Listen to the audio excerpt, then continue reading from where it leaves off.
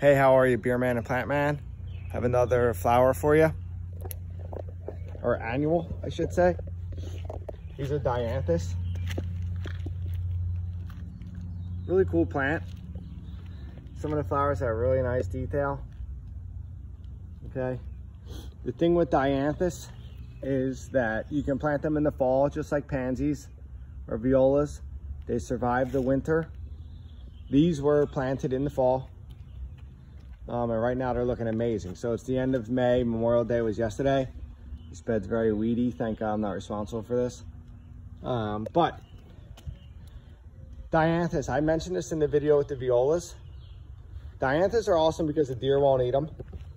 So if you have a property and you want to have fall flowers slash spring flowers, so it's pansies or violas, the deer are going to eat them like crazy. You can do deer netting or try some deer off, border stuff, deer scram. There's a lot of different products, but usually the deer will get pansies or violas over the winter.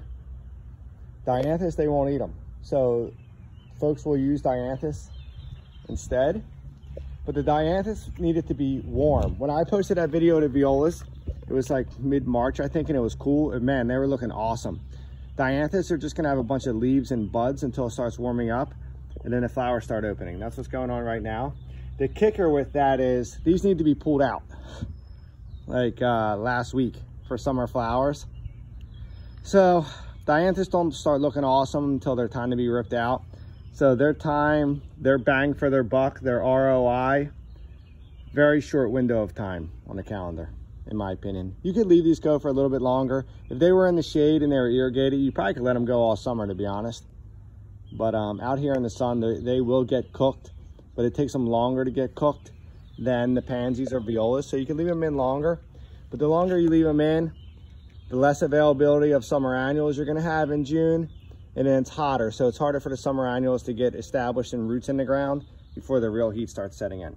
All right, so I hope that all makes sense. This Dianthus bed is really looking awesome.